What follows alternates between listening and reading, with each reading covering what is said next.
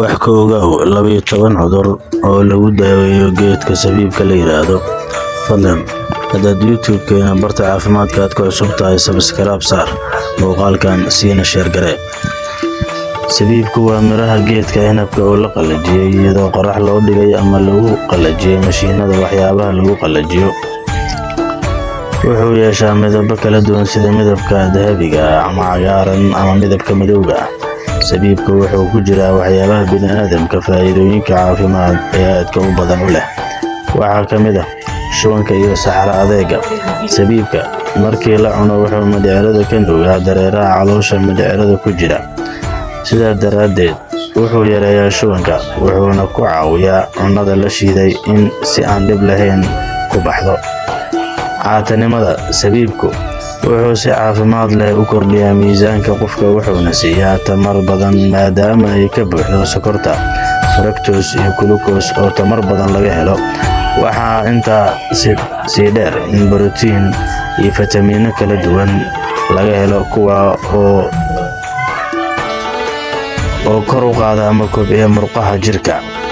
Waxaa kaloo intaas sii dheer in sabiibku ku caawiyo nafaqada cunnada laga shiiday in jirka si sahlan ugu faa'iideysto ama ugu nuugo.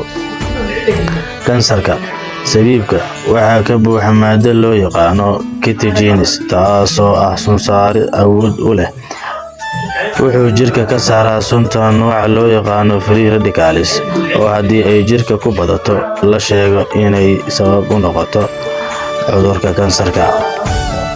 Dhiig-karka dhowr sano waxaa la aaminsanaa in sabiibku uu yareeyo cadaadiska dhiigga, laakiin mar dhow ayaa arrintan lagu xaqiijiyay cilmi baaris iyadoo la arkay maadada potassium-ta ee ku jirta sabiibka inay yareyso cadaadiska dhiigga.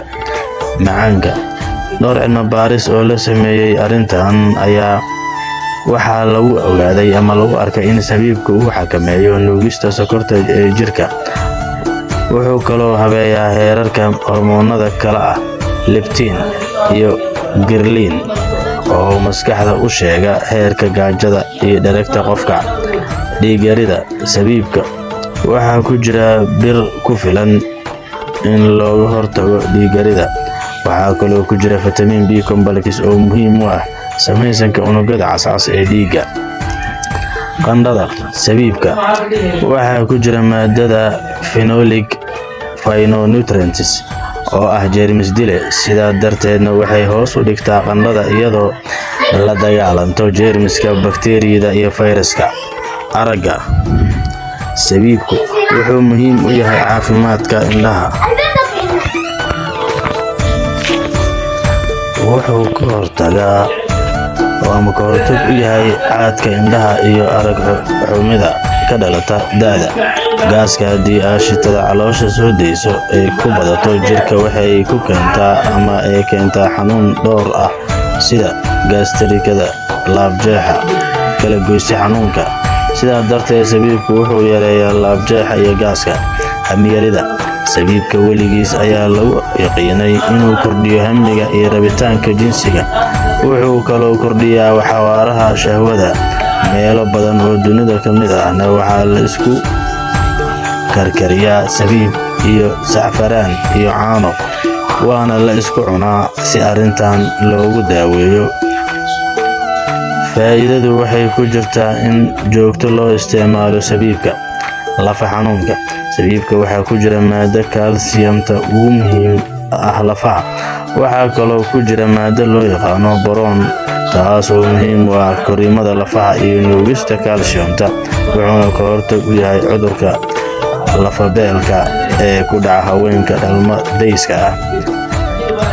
Suuska ilkaha sabiibka wuxuu ka hortag u yahay bololida iyo suuska ilkaha gala. Wuxuu yareeyaa tarmidda bakteeriyada ciridka ku dhacda ee loo yaqaano Streptococcus pneumoniae iyo Prophyromonas gingivalis taasoo sabab u ah in ciridka caabuqa kadibna ilkaha ka durko. Sabiibka waxaa kaloo lagu sheegay inuu leeyahay faa'iidooyin ka badan inta kor ku soo xusnay, laakiin intaas waa kuwa la hubiyay cilmi baarisna lagu sameeyay miraha sabiibka. qaabkee loo isticmaalaa? Miraha sabiibka sidooda ayaa loo cuni karaa.